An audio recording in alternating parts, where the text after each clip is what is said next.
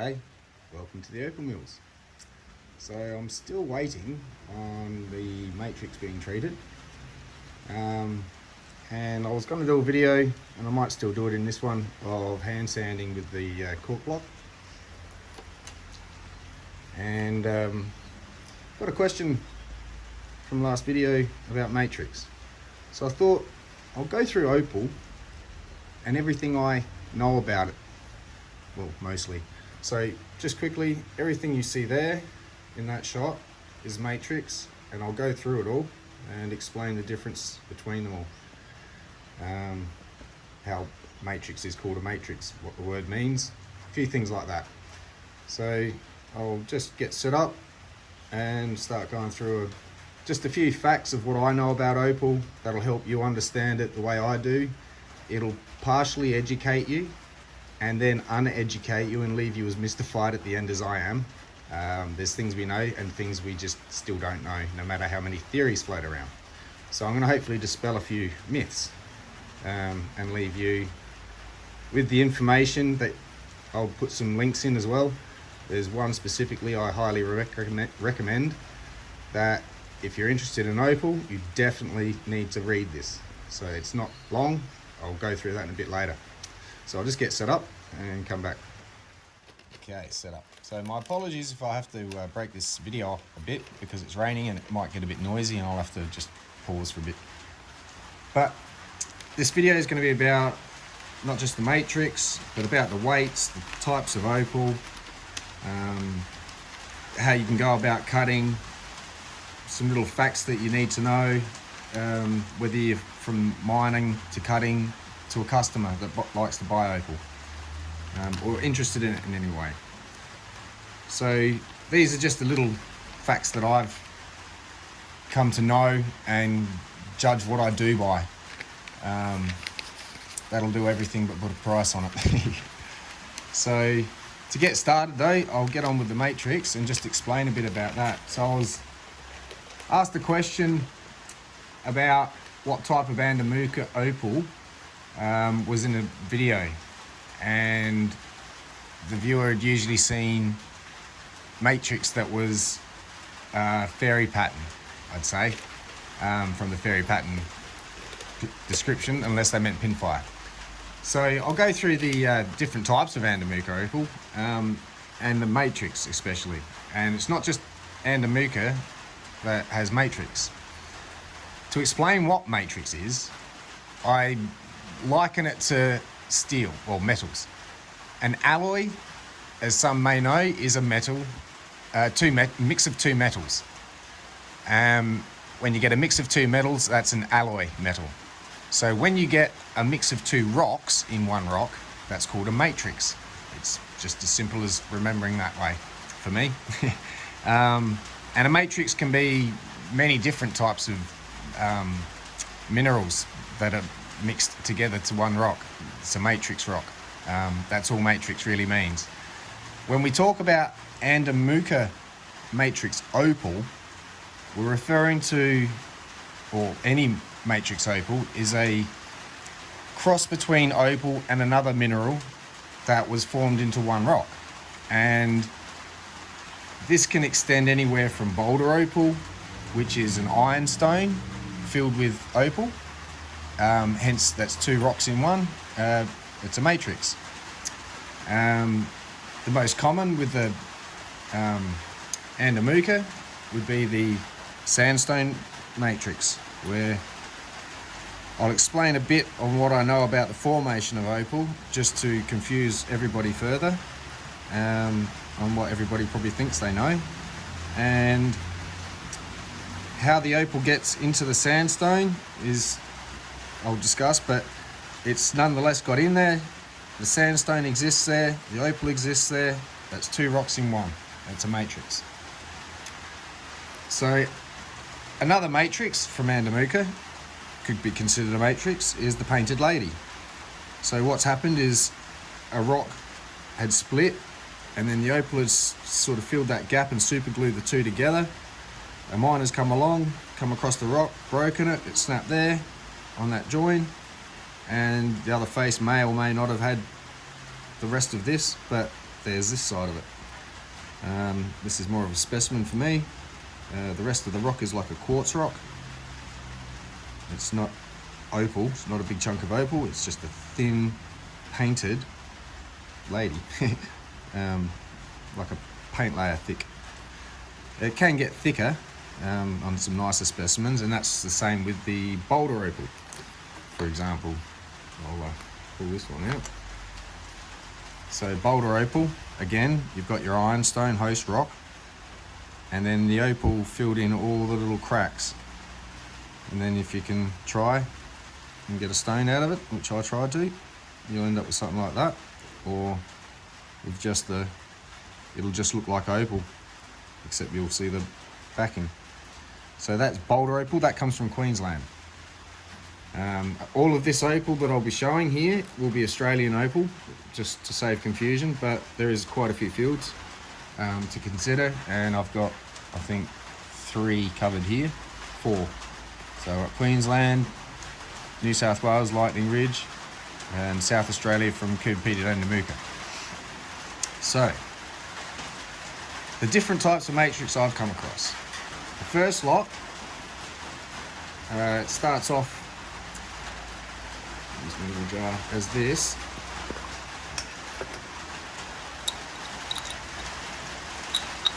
And it's a gem matrix, this one. It's a beautiful colour. It's a really gorgeous flash there, some pin fire, bit of everything. Shredded. So that's a future cut. It's got a bit of algae on it.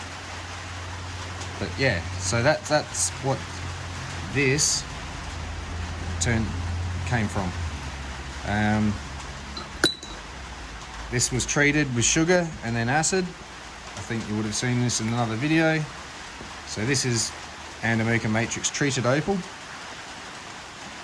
and it's a gem matrix as opposed to the sandstone. This is very polishable. It's porous, yet the pores are very fine and it takes a very good polish. I've put no resin on these at all. They're just straight up natural opal, but treated natural opal. As I say, it's natural as opposed to synthetic or fake. So they're natural opal that have been treated.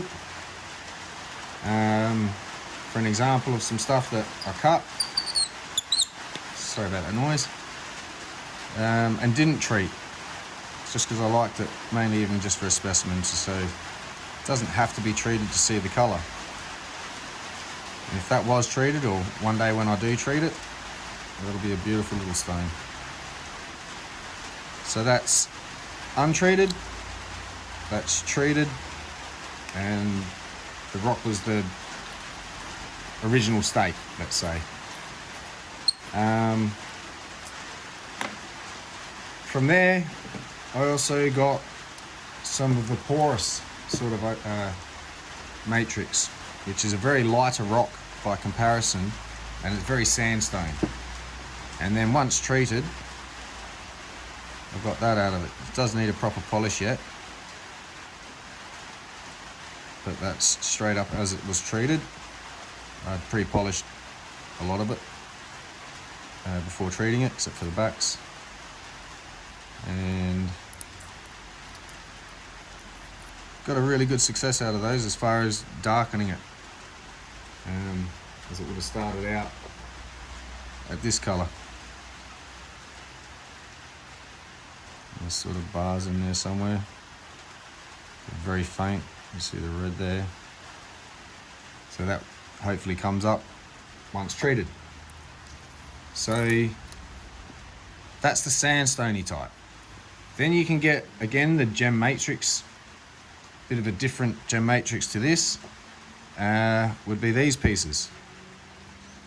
So these are matrix because of all this other stuff in it and the opal that's in it, but there's lumps of opal that are just opal. It's not a matrix. It's, as a whole, it's a matrix, but if I cut just that bit out, you could just probably call it opal. But I like these the way they were because of the flashes. I reckon I'll make great his and her pendants or something along those lines. And that's about as best as they're going to treat. I might treat them again and see if I can get this to blacken a bit more in here. But as far as these parts, that's not going to happen. And to highlight that, for instance, that's about as treated as that gets. There's another piece, and I couldn't get it to penetrate too much more. And this piece had a little bit of that on it, but the majority of it, except for the back, was opal, and to keep the size of the stone. As a matching one, for this one, so it stayed with all that stuff at the bottom, just to keep that pattern there.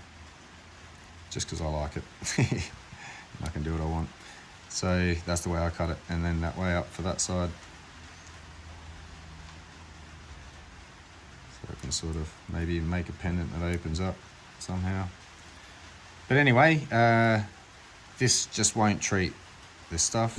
It did not have any success, and as a newbie to treating, I did try. Lesson learned.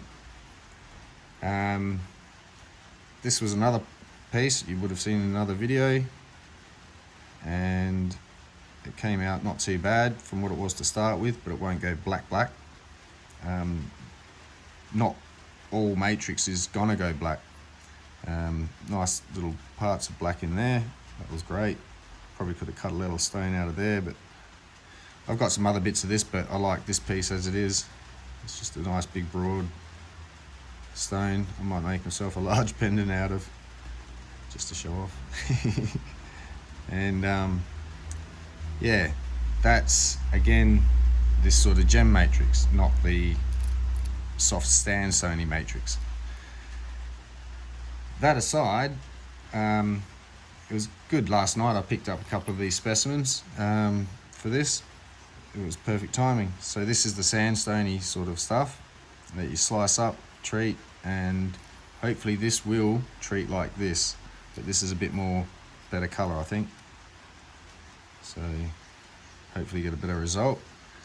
And this one was something I picked up that someone else has worked on.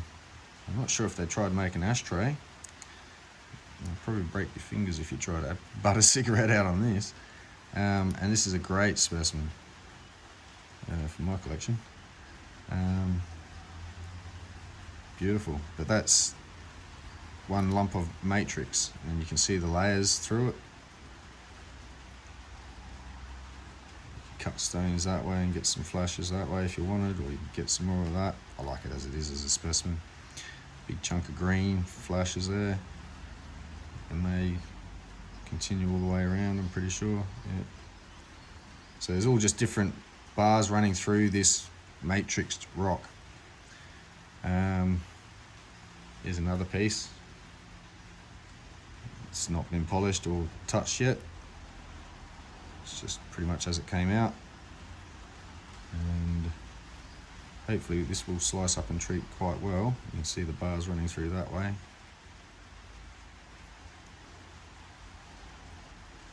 So that's another form of the matrix that's not, yeah, it's more like this one. And they're pretty solid. They're pretty weighty too, as opposed to this stuff. This is very light, more porous, less weight. So that's that. This one I also got, and I'm not too sure where this comes from, but I'm just not too sure. I'm thinking Andamuka, and someone's tried to treat it, so I haven't even dealt with these bits yet. But there's another form of the matrix. I don't know if that's even bolder, but yes, I'll have to inquire on that one from where I got this from. That was a bit of a surprise on top of some other stuff. And that's also a matrix because there's opal in there, but clearly that's not all opal. That's the best I can explain on the Andamuka side of the matrix. Again, just still highlighting that matrix is also just two mixes of rock, and the Winton, I think it is, in Queensland, has a fairy matrix, which is sort of similar to not so much this, but this in pattern. It's just very sparkly, and once treated, it's not too bad, but it's very pinfire fairy matrix. Formation of opal is probably the part. I might even actually go on to that right now. Set my page up. See if I can get the camera focused. This will be your homework, people. I'll put the link to this, and this is just something I've got always on my page loaded. It's about a man named Len Cram, and Sunrise Opal Mines have posted this, and thank you for that, Sunrise, because this is awesome. So I'll send the link, everyone can go through this. I won't go too much into this, but you scroll down a little bit to where it gets to here, and you start reading Len Cram the scientist. This man knows probably more than most anyone, to be honest. The creation of the opal, how it was formed, he will challenge what you think you knew when it comes to whether opal was percolated in, or whether the ingredients were already in there and a solution that was positive ion charged got in there and exchanged ions until it ran out of ions to exchange, and whatever opalized with that process. So he will explain that. I'm not making much sense probably, but it's not much to read. That's it. So I'll put this in the link, and definitely, even if you pause now and go to it, read this, and a lot more might make sense when I go on and struggle to sit there and try and agree with knowing how opal got in here and how it got in there, and I can't. All I can explain is what I do know. So that aside, other forms of opal, I suppose, from all over the place, going from the fields I know of, and I don't mean fields in any one area, but the main fields I know of as a whole would go from Lightning Ridge, Minturby, Lambina, Cooper Pedy, Andamuka, White Cliffs, Yawa, Eromanga, Opalton, Koroit, Quilpie, and I may have left some off, but they're the main ones I can rattle off the top of my head. So there. This one's from Quilpie. Oops, not the one. Quilpie, that one's Lightning Ridge. This one I've got out, which I may as well quickly explain.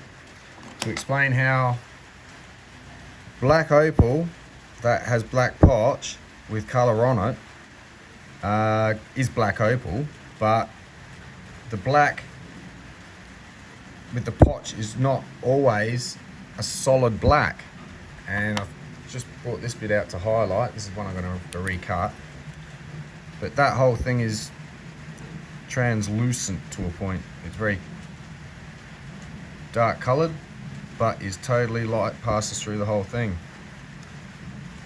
from top to bottom. But to look at it, it's a black opal. This end's going to get cut off with the sand. If you give it a double water on this side, you see better. But that's as black opal sort of really gets. It's got to be pretty close to N1 in there, where that green is. And nonetheless, that's a clear stone. It's not dark, dead black potch. There's a reason to do with that, with the formation of why opal goes black or white or crystal, and it's not what you think. Again, that'll be explained in Len Cram, by Len Cram in that link I'll supply. He's done what he's done and noticed some things with creating opal, or figuring out the formation of opal, that it doesn't have to be black to start with for it to end up. That's what determines it black, and that's what determines it white or crystal. It's some other formation process, or during the formation process reason. I'll leave that for Len to explain. Definitely check that out. So then you've got things like the grey opal from Lightning Ridge, but grey opal that's again a solid grey doesn't always have to be a solid grey to be a grey. So that's definitely a grey opal. But again, if you hit it with the light, it's clear or translucent, not transparent, but translucent. But it's a grey opal. So the coloration associated to black, white, crystal, opal only refers to a body tone or a background color, if you will. So when you turn the stone away, if it goes a black, it's a black opal, and depending on the shade, or a grey, or if it's a translucent opal and you turn it so the color's away and you can sort of see your finger under, or transparent, they technically sort of, well, not technically, it's referred to as crystal opal, even though opal doesn't have a crystalline form, or a jelly, depending on the type of color display. The brighter the color is the main thing with opal. Black opal has the, I suppose, advantage that because it's black and colors stand out more on black, there you go. So black gets just the advantage, and a higher price therefore, because it's always for the same color. And you do this when you make doublets, not that I make them often, but you make a doublet, you start off with a bit of crystal, depending on the backing you put it on, it's the same opal, but the backing makes the color do this or do that. That's just science, physics, nothing I can do about it. So black background, brighter color, or the brighter that color will stand out as opposed to if it was on a white background. So it's an advantageous thing of Lightning Ridge. Other than that, to me, well, this is Andamuka also. So Andamuka, quickly, is not only exclusively matrix, it's just well known for its matrix because it's some really beautiful matrix. And nonetheless, you can get black opal, crystal opal, white opal, grey opal, everything but boulder opal, as far as ironstone boulder opal can be found at Andamuka, sorry. Cooper Pedy also, I'm not sure about what their matrix, if at all they get any, is like. But Cooper Pedy, again, you can also get black opal. It's not exclusive to Lightning Ridge, it's just so common at Lightning Ridge.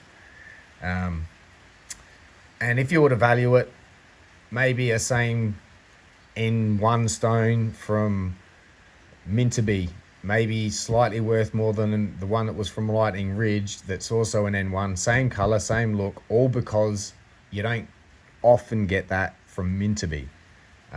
That may add to the price on somebody who cares enough to go, hey, I want that, and I'll pay a bit extra to get it. So that's the big boys game, where a lot of money's involved and things like that matter. But for me, Andamuka, this piece from a couple of videos ago, it's got beautiful color. Putting it on black background as opposed to a white background does change its look, but I'm not going to put it on a white background or a black background. It's going to go on without a back on it. It's just going to be surrounded at the back a bit and sides, maybe some claws, and left as a big displayable piece. So it'll be someone's skin tone behind it, and I like that color there. That looks quite fine. That's nothing wrong with that. I don't think it needs black to highlight it more. I don't think it needs anything. It's just great example of crystal opal, translucent, as you can sort of see my finger behind it.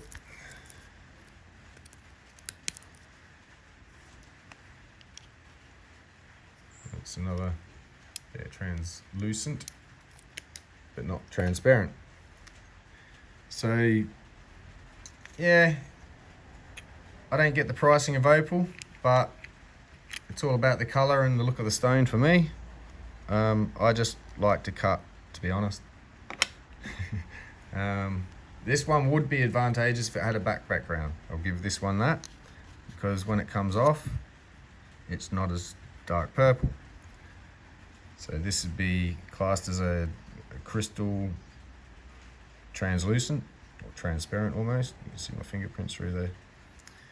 But a black background really sets it off. And if this was a black opal, that would make it worth more because it would look like that, black. It doesn't, therefore it wouldn't be as worth as much. One's about 80, probably about 80 bucks a carat.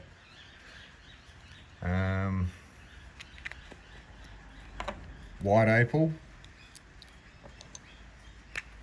again, there's nothing really chemically different on the chemical makeup of opal until it comes to a matrix. There's a different ingredient there, but between the black, the white, the crystal, there's chemically not really any different. It's just the arrangement of the molecules that causes it to turn out white, crystal, or black. So that one's decided it wanted to turn white for whatever reasons, and the color display stands out not too bad close up. At a distance it's there, but it's not the highest flashy stone. This is just one out of my collection, and that's white. Let's see if we're cracking it. Oh no. White, grey, translucent, it's all the same. And so the chemical formula, quickly, a bit more information, is that. So it's silica, as in one silica atom to two oxygen atoms, and then a nitrogen with two hydrogen and an oxygen, and that's opal. So there's nothing that changes in that makes it go black or white. It's just determined by the sphere arrangement of the microscopic scale of the molecular shape. There's silica spheres, all in arrangement, diffracting and refracting light in all different ways depending on the array of layering, if you will. Again, how opal got in there to do that and aligned itself, to me, I'm just going to keep saying it's a mystery. For instance, these are some shell pieces. I'm struggling to picture underground that there was actual pocket of nothing left from a shell, i.e. a shell got buried in the mud.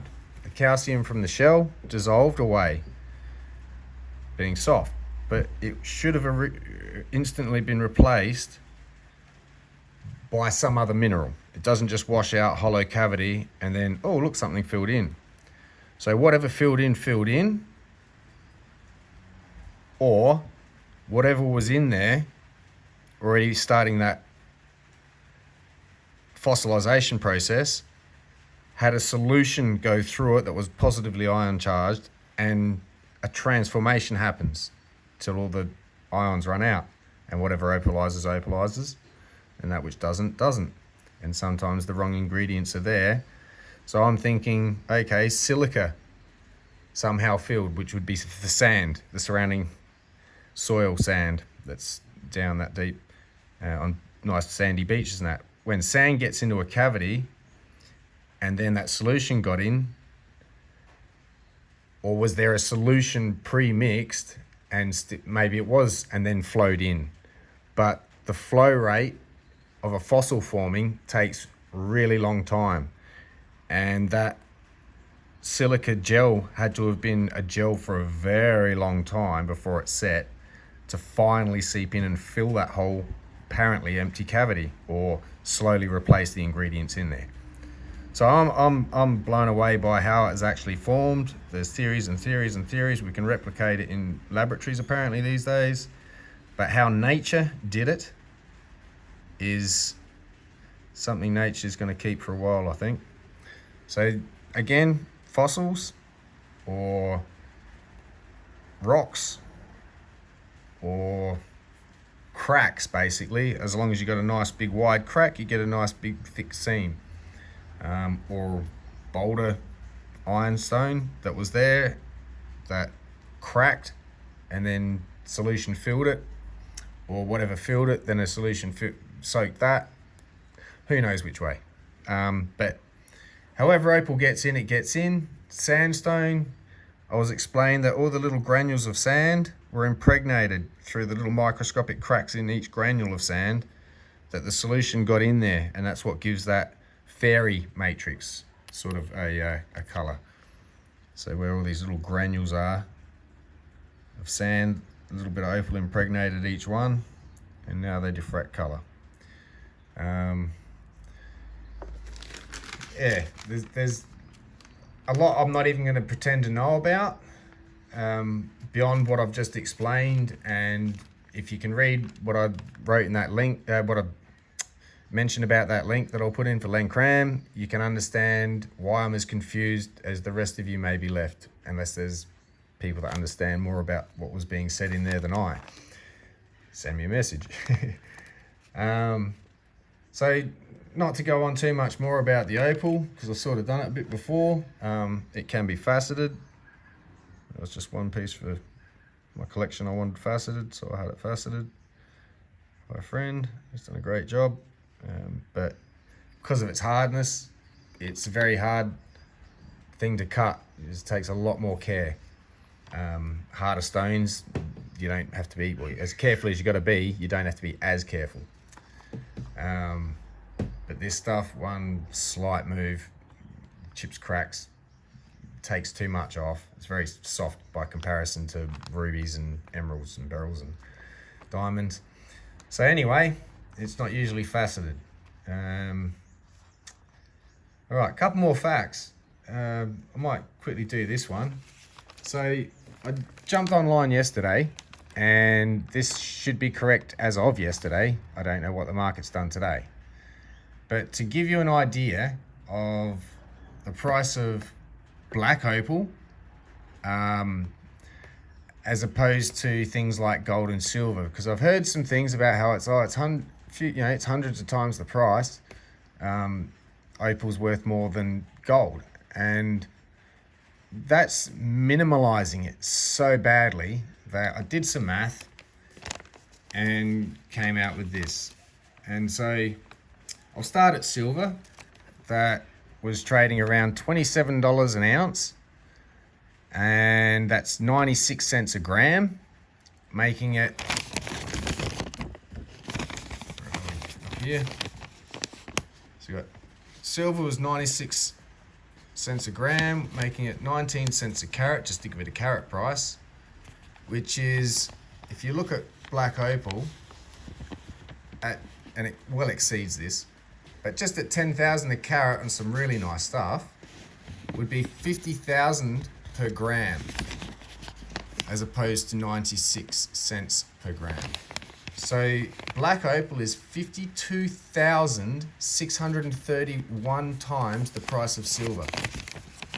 And to give you an example of gold, that was trading around the $2,400 mark for an ounce. It's $85.71 a gram. That would equate to $17.14 a carat. And the equation between the difference between of that and that is 2,197 times the price of gold black opal is. Not hundreds, thousands, literally. So there's another little fun fact I like to mention every now and then to people I know that are interested. Another one would be getting onto the cutting of it. Grits with sandpaper, with your understanding of how this works.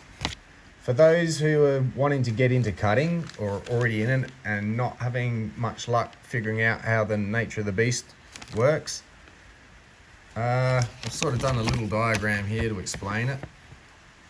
But it's like you're going to have, say that's a 400 grit, or any grit you want really. I'll say 400 for maths, makes it easier.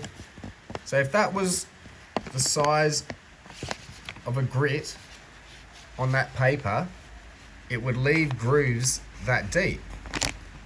Once you've done the entire surface leaving grooves that deep, because you've worn away deeper ones and now they just cut ones that deep, you need to go to the next paper. The next paper would be from 400, you'll go to 800. If you double the grit size, it's half the size of the grit before, if that makes sense. So you'd go to an 800, which would be half the size of those 400 grooves, and you'd leave the whole surface worn all that way down until you get to the 800 grit scratch marks. And again, then you go from 800, you either go from 12 or 15. As long as you don't go over 16, then you'll half the size of those, and then you wear them all the way down till that grit. And then you wear that grit all the way down to the next grit, which would be about a 2000. Then you go to 3000, 6000, and you just keep doubling the number of grit to get a half the size scratch mark left. So basically, you are leaving the finest series of cuts until the human eye can't see those fine little scratches, because they're so, you know, like cutting a piece of paper in half and grabbing a half, then cutting that in half, grabbing a half, then cutting that in half. You could keep doing that for infinite amount of times, because you're only ever cutting it in half. You can only ever get so small. Technically not true to atoms, but I won't go there. So you could technically keep cutting it in half till it's a size that the human eye could not possibly see. And that's basically what the scratches have happened here, to the point they're so small the human eye can't see it, and it seems for us to have this nice reflection, this polished surface. And that's all polishing is. And so for the purpose of argument, if you're somebody who's ever worked with, say, timber, stone, plastic, metal, and you've polished it or sanded it to a smooth finish, is nothing different to cutting opal in that process. As far as understanding that you just keep sanding it, going down a grit, sanding it, going down a grit, sanding it, until it comes up nice and smooth, or in this case, polished. So if you can work with any of those metal, plastic, wood, stone, of any other sort, you can work with opal. The only difference you'll find is the care you need to take with opal when cutting it, like the heat, how quick you can cut some away before it's just gonna tear the stone rather than cut it, things like that.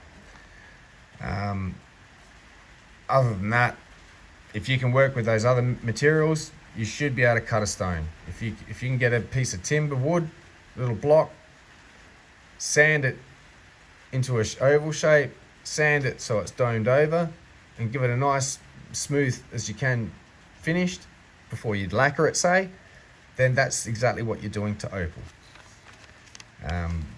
Obviously we have machines that have a tendency to cut stone, not wood, so there's a difference in the tool, but the process of removing, shaping is all the same. Excuse me for a sec. I used to cut on a machine. Let's see if I can quickly show you. So just down there on that Ryobi, on the other side there is a vertical Velcro pad that I just put sandpaper on, and I had to keep my opal wet constantly, which is what I'll go into next.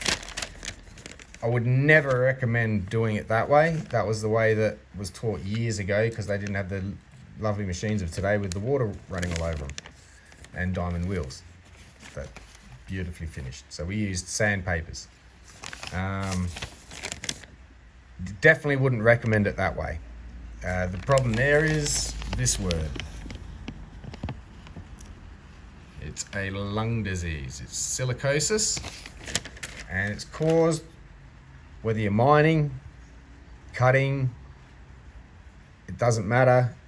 If you've got the dust of even sand, to be honest, fine dust of any silica, and this is very, as I explained in the makeup, silica, Si.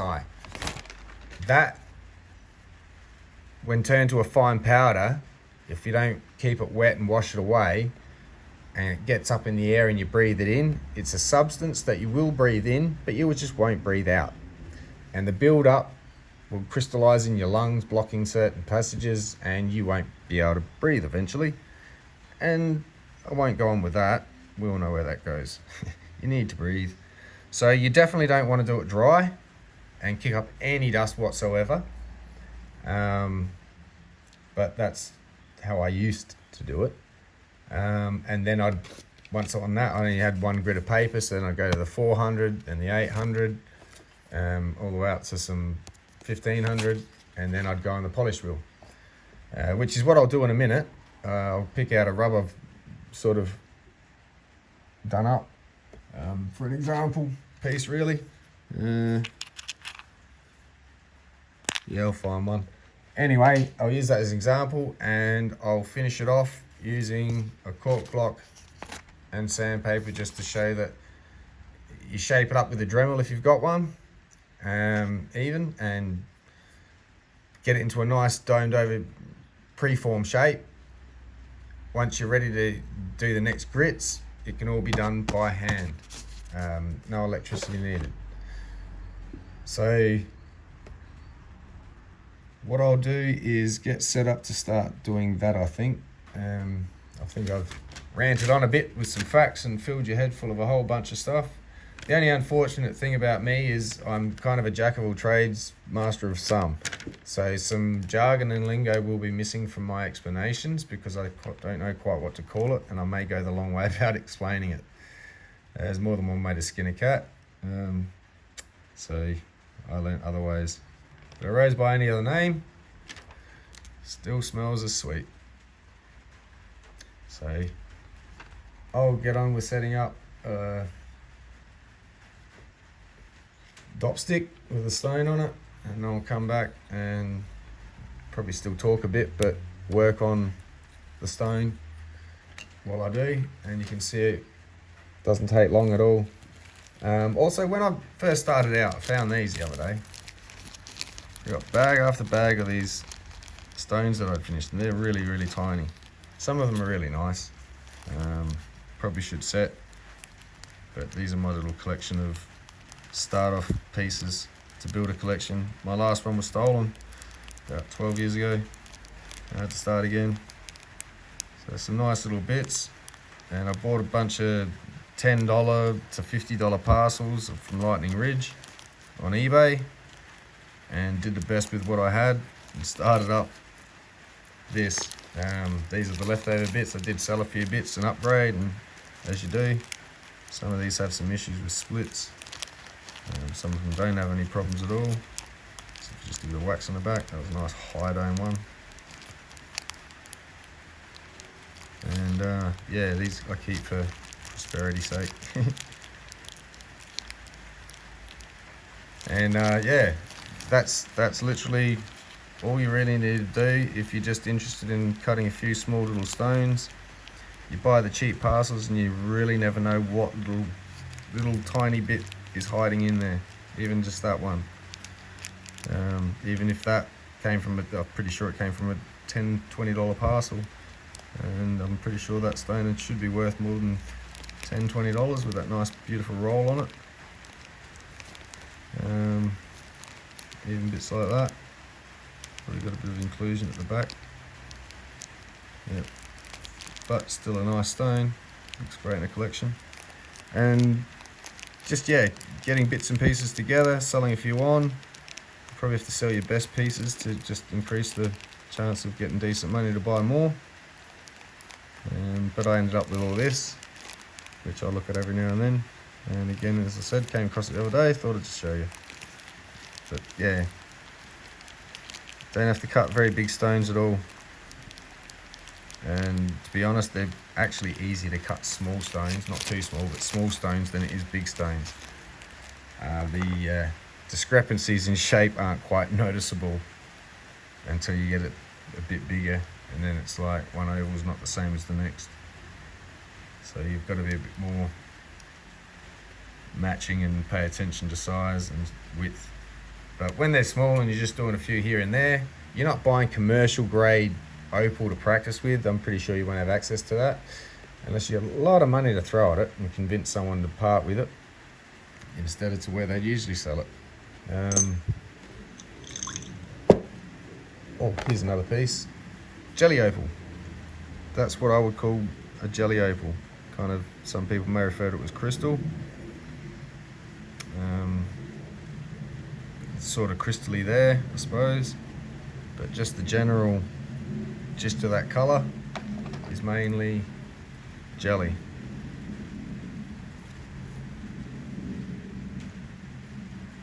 So it's kind of a loose term really, jelly and crystal. It's translucent, not transparent, but definitely translucent.